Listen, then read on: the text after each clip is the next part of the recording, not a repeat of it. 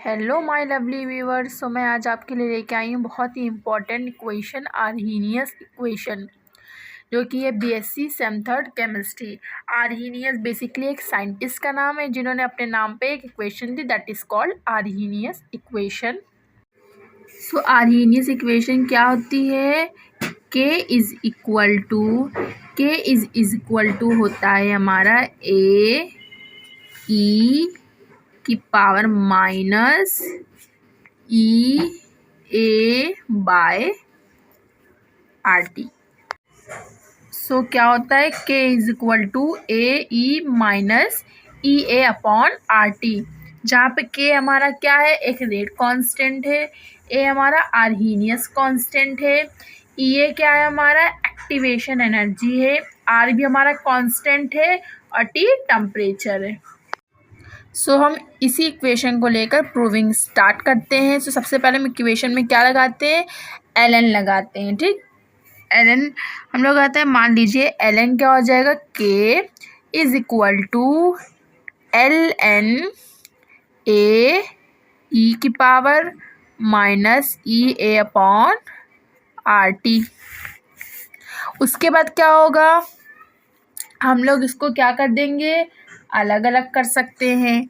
क्या कर सकते हैं? L N K is equal to L N A into L N E की power minus E A upon R T हो गया।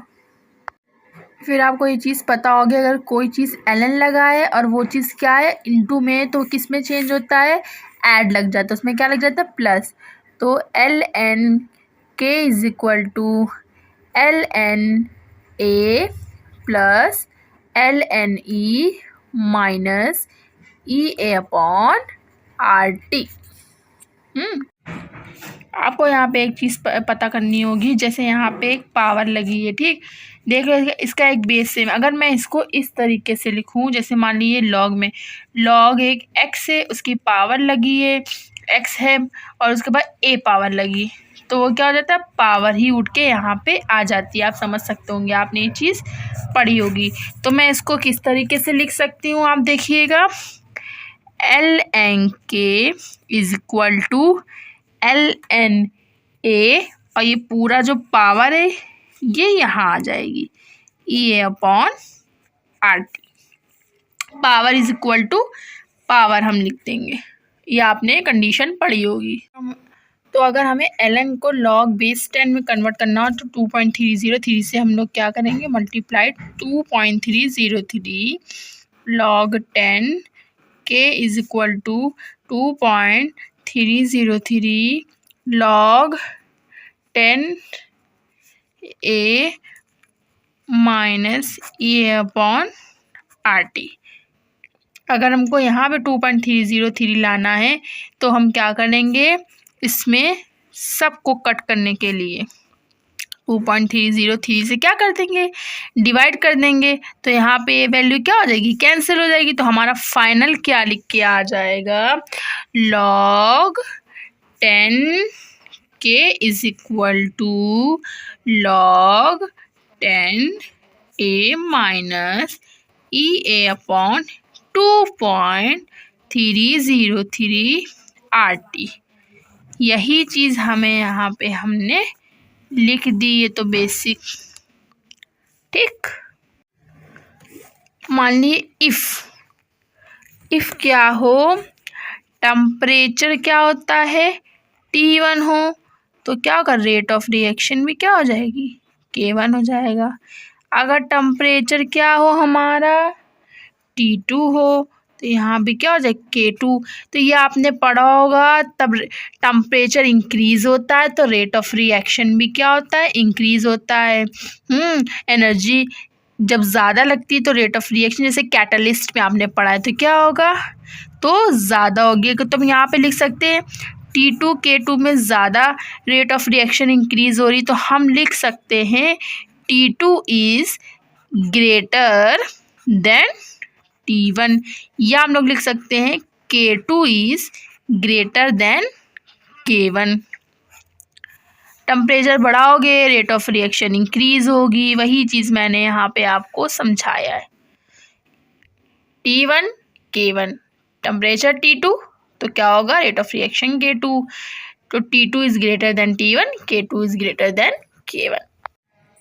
तो हम लोग इसी वाले टर्म में क्या करेंगे, T1 T2 K1 K2 late करेंगे। तो यही क्वेश्चन पहले मैं आपके लिए ईजी करने के लिए मैं यहाँ पे लिख देती हूँ। ओके, तो मैंने यहाँ पे इक्वेशन लिख दी है। अब मैं ऐसे मान लो T1 है और K1 है, तो क्या हो जाएगा ln K1।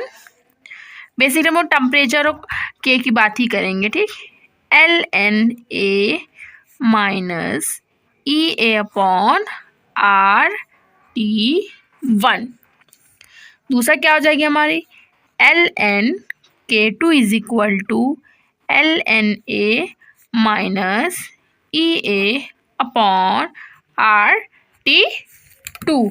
और इसे हम लेट कर लेंगे, क्या लेट कर सकते हैं हम लोग, इसको हम लोग लेट कर लेंगे 1, इसको हम लोग लेट कर लेंगे 2।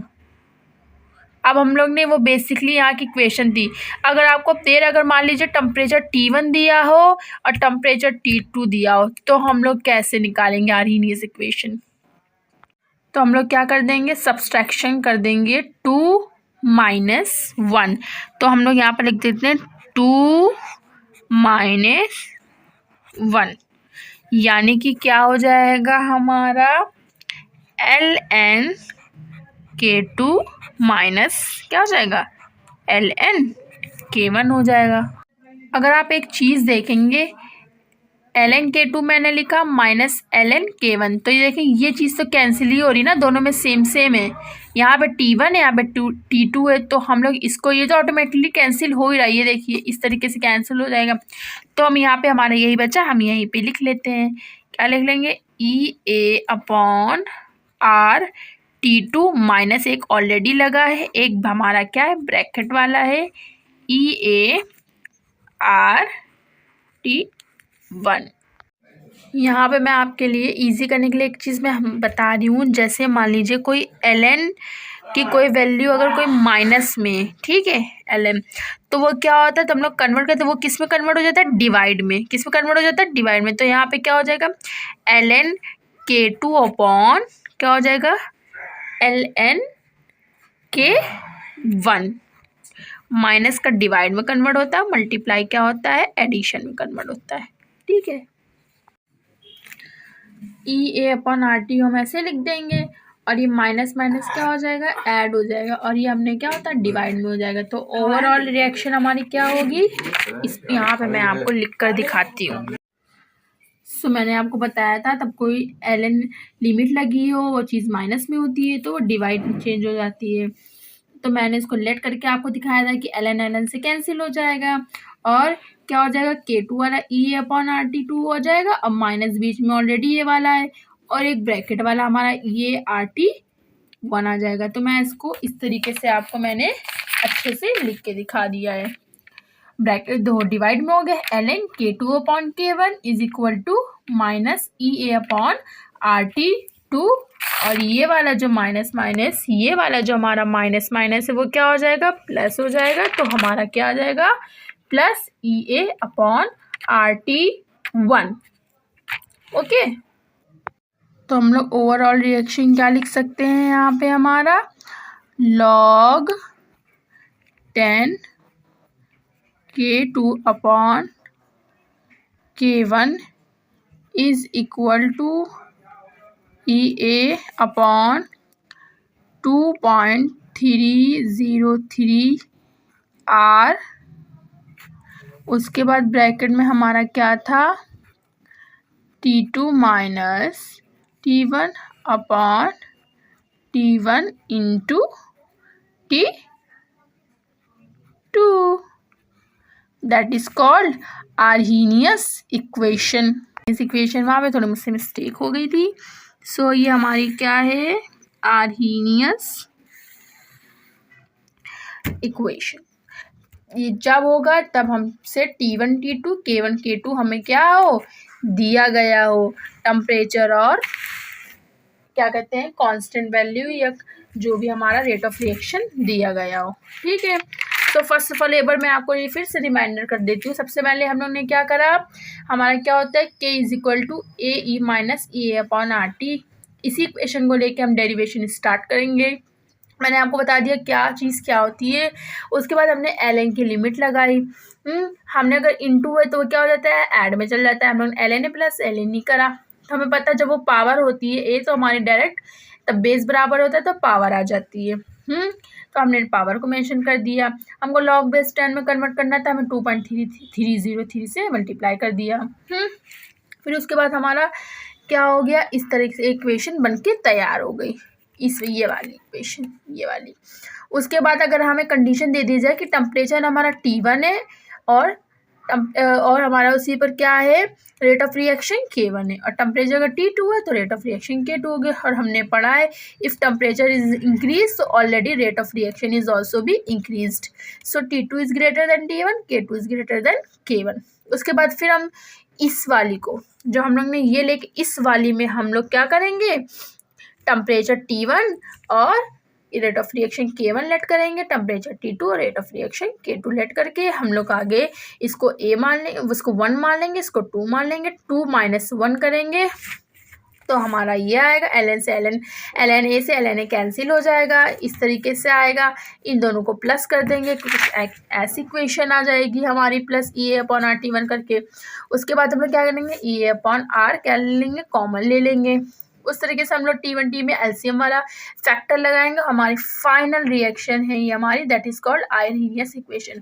अगर जब भी इस इक्वेशन से बेस्ड न्यूमेरिकल भी आते हैं, मान लीजिए आपको टेम्परेचर दे दिया हो, आपसे रेट ऑफ रिएक्शन पूछ लिया हो, आर हमेशा कांस्टेंट वैल्यू होती है वो आपको पता होगी। मान लीजिए आपको क्या दे दिया हो, रेट ऑफ रिएक्शन दे दिया हो, टेम्परेचर दिया हो, आपसे एक्टिवेशन एनर्जी पूछ लेगा, तो आपको ये फॉर्मूला याद करना है। इसी फॉर्मूले के बेस्ड पे आप आराम से न्यूमेरिकल सॉल्व कर सकते हैं। आई होप आपको ये मेरी वीडियो पसंद आई होगी। मेरे चैनल को लाइक करिए, सब्सक्राइब करिए, शेयर करिए। Bye, have a nice day.